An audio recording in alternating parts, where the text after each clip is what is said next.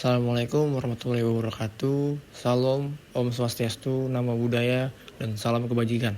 Perkenalkan, nama saya Rizky Nur Ramadan dengan NIM 4125 1138 dari program studi Teknik Informatika. Di sini saya akan mempresentasikan isi dari makalah yang sudah saya buat dengan judul Peran Bahasa Indonesia dalam Mempererat Persatuan Bangsa di Era Globalisasi. Bab 1, Pendahuluan. Latar belakang. Pertama, peran vital. Bahasa sebagai alat komunikasi, penyampaian ide, dan pembentukan identitas budaya. Kedua, konteks Indonesia. Negara kepulauan dengan 700 lebih bahasa daerah membutuhkan satu bahasa pemersatu. Ketiga, sejarah. Sumpah Pemuda pada 28 Oktober 1928 mengukuhkan bahasa Indonesia sebagai bahasa persatuan. Keempat, tantangan modern. Arus globalisasi dan teknologi menguji eksistensi bahasa nasional. Selanjutnya ada fokus penelitian. Yang pertama, definisi. Apa makna bahasa Indonesia sebagai alat pemersatu bangsa? Kedua, sejarah.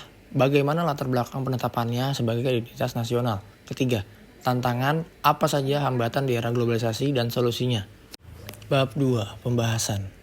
Fungsi sebagai bahasa persatuan. Yang pertama, sarana komunikasi. Menjembatani interaksi antar suku dari Sabang sampai Merauke. Yang kedua, identitas bangsa, simbol jati diri dan kebanggaan nasional atau nasionalisme.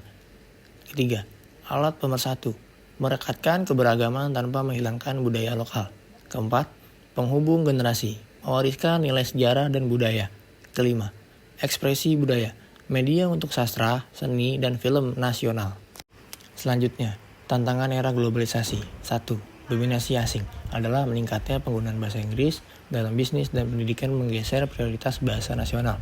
2. Fenomena campur kode adalah penggunaan bahasa gado-gado. Contohnya, bahasa Indonesia diterjemahkan ke dalam bahasa Inggris. Di media sosial mengikis kaidah bahasa yang baik. 3. Minim inovasi adalah lambatnya penciptaan padanan istilah teknologi baru dibandingkan laju istilah asing. Selanjutnya, pergeseran istilah sehari-hari. Banyak istilah asing yang sebenarnya memiliki padanan baku, namun jarang digunakan karena pengaruh tren. Berikut adalah beberapa istilah asing yang populer. Pertama, meeting. Padanan bahasa Indonesianya adalah rapat atau pertemuan. Konteks penggunaannya adalah dunia kerja. Kedua, deadline. Padanan bahasa Indonesianya adalah tenggat waktu. Konteks penggunaannya adalah akademik dan profesional. 3. Event. Padanan bahasa Indonesianya adalah acara atau kegiatan. Konteks penggunaannya adalah pemasaran dan sosial. Keempat, ada online.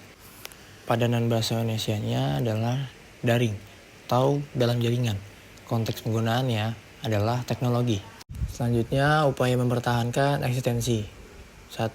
Sikap positif adalah menanamkan rasa bangga dan cinta terhadap bangsa Indonesia sejak dini di lingkungan keluarga dan sekolah.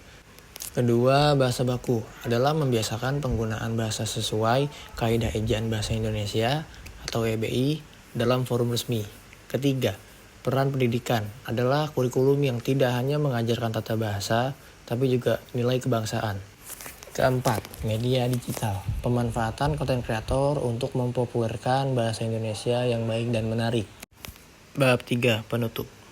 Selanjutnya, kesimpulan. Bahasa menunjukkan bangsa. Bahasa Indonesia adalah jembatan vital yang menyatukan keberagaman bangsa. Meskipun arus globalisasi membawa tantangan berat berupa dominasi bahasa asing, bahasa Indonesia tetap menjadi simbol identitas nasional yang tak tergantikan. Kunci keberlangsungannya ada pada kesadaran kolektif untuk terus menggunakan, merawat, dan memodernisasi bahasa ini. Yang terakhir, saran dan harapan. Untuk masyarakat, senantiasa menggunakan bahasa yang baik dan benar dalam kesehariannya. Untuk pemerintah, memperkuat regulasi penggunaan bahasa di ruang publik dan media. Untuk generasi muda, tetap bangga berbahasa Indonesia sambil menguasai bahasa asing sebagai nilai tambah.